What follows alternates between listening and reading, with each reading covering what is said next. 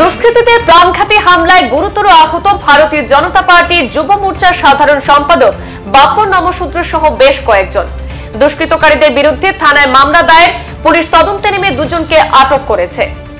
ঘটনার বিবরণে জানা যায়, শিলচর শহর নিকটবর্তী কাঞ্চনপুর এলাকায় বাপ্পন নমশূদ্র, পিন্টু নমশূদ্র, কৃপেশ সরকার, অভিজিৎ দাস, কোটেশ্বর নমশূদ্র বাড়ি ফেরার পথে শিলচর শহরতলির পূর্ব কচুদরম এলাকায় শনিবার রাতে কিছু দুষ্কৃতীরা ধারালো অস্ত্রশস্ত্র নিয়ে হামলা চালায়। রক্তাক্ত অবস্থায় তাদেরকে রাস্তার পাশে ফেলে রেখে দুষ্কৃতীরা পালিয়ে যায় বলে অভিযোগ। তারপর ঘটনার খবর পেয়ে নতুন কাঞ্চনপুরের স্থানীয় লোকরা ঘটনাস্থলে উপস্থিত হয়ে আহতদেরকে শিলচর মেডিকেল কলেজে চিকিৎসার জন্য প্রেরণ করেন।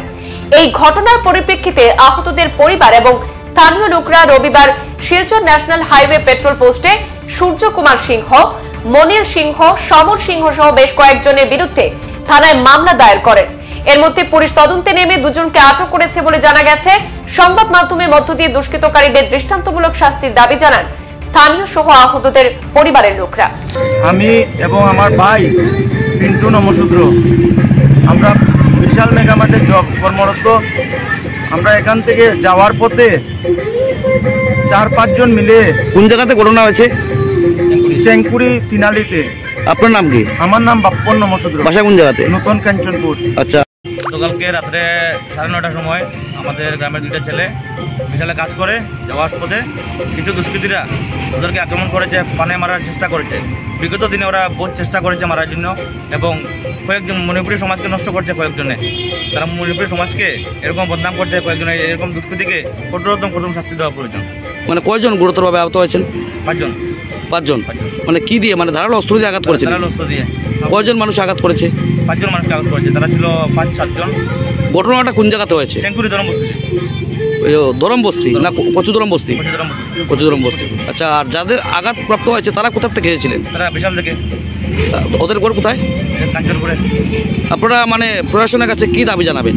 আমরা প্রশাসনের দাবি জানাচ্ছি, যারা এরকম দুষ্কৃতির কাজ করছে যাতে ভবিষ্যতে এরকম না করে ওদেরকে কঠোরতম কঠোর শাস্তি দেওয়া প্রয়োজন। এই গতকালকে রাত্রে 10টার সময় আমাদের গ্রামের 2টা ছেলে, তারা খুবই শান্তশিষ্ট। ওরা কারোর সঙ্গে কোনো ঝগড়া বিবাদ আজ পর্যন্ত করেনি, কিন্তু ওরা কাজ থেকে ফেরার পথে কয়েকটা দুষ্কৃতীরা ওদেরকে আক্রমণ করে ধারালো অস্ত্র দিয়ে আঘাত করে গুরুতর জখম করেছে। এইভাবে যদি ঘটনা রাত্রিবেলা চলাফেরা করতে আমরা খুব অশান্তি, মনে শান্তি থাকে না। এরকম ঘটনা কি আগে ঘটেছে? মধ্যে মধ্যে হতেই, মানে এই দুষ্কৃতীরা হামলা করেই থাকে? করেই থাকে।